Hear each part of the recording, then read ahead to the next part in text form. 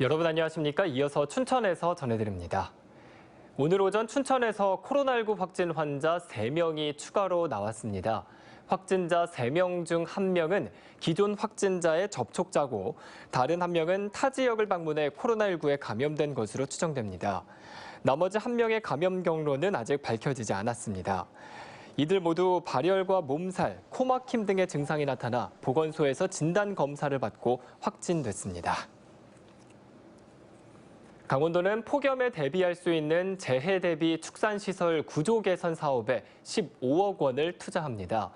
258개 농가 1,420개 축사에 환풍기와 안개 분무 시설, 스프링클러와 쿨링 패드, 지붕 단열 등 온도 조절 장비와 용수 공급을 위한 관정 등을 지원해 축산 농가의 폭염 피해를 사전에 예방할 방침입니다. 이와 함께 오는 31일까지 고온으로 인한 축산물 생산성 하락을 막기 위해 축산시설 안전 점검을 실시합니다. 춘천시가 단수사태 피해 보상을 내일부터 행정복지센터와 전자우편을 통해 접수받습니다. 보상 신청 항목은 생수 구입비와 필터 교체비, 의료비와 영업손실, 저수소 청소비와 수질 검사 비용 등입니다. 피해 보상을 원하는 시민들은 피해 항목별 구비 서류를 확인한 뒤 이달 말까지 행정복지센터를 찾아 접수하거나 전자우편으로 제출하면 됩니다.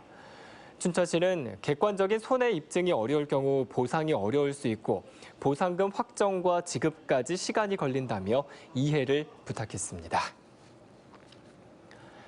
강원도교육청이 올해 20개 초등학교에 작은 미술관을 설치합니다. 학교 안 작은 미술관은 한국화가협동조합 소속 화가로부터 기증받은 작품을 초등학교 복도와 현관 등에 설치해 학생과 교직원, 지역 주민들을 위한 문화예술 공간으로 조성하는 사업입니다. 올해는 다음 달 10일까지 20개 학교에 미술관을 설치하고 화가들이 학교로 찾아가는 미술 수업도 진행할 예정입니다. 강원도 소방본부는 지난 9일 하루 동안 벌집 제거 출동이 121건이었고 올해 들어 벌에 쏘이거나 뱀에 물린 부상자가 128명 발생했다며 여름철 야외 활동 시 각별한 주의를 당부했습니다. 올 들어 벌집 제거 출동은 3,783건이었으며 특히 8월 들어 하루 평균 100건의 출동을 하고 있다고 덧붙였습니다. 특히 8, 9월은 말벌의 번식기로 가장 왕성한 활동을 하며 뱀 역시 먹이 활동이 가장 활발하다고 경고했습니다.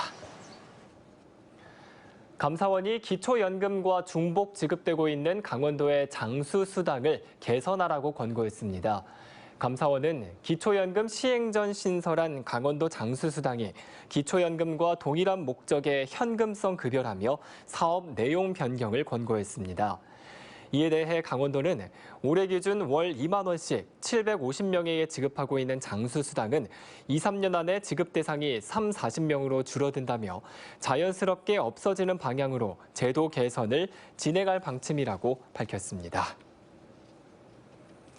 코로나19로 실습 시간이 부족해지면서 취업에 어려움을 겪는 직업계 고등학교 학생들에게 자격증 취득 비용이 지원됩니다. 강원도교육청은 어제 발표된 교육부의 계획에 따라 직업계 고등학교 학생 730명에게 1인당 50만 원의 자격증 취득 비용을 지원할 예정입니다.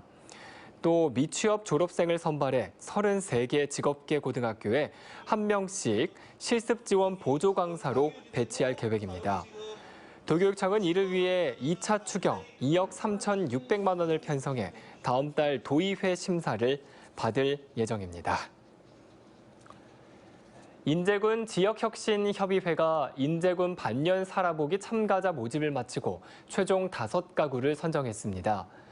인제군 살아보기는 귀농 귀촌을 희망하는 가족들의 안정적인 농촌 정착을 돕기 위해 다양한 체험 프로그램을 지원하는 사업입니다.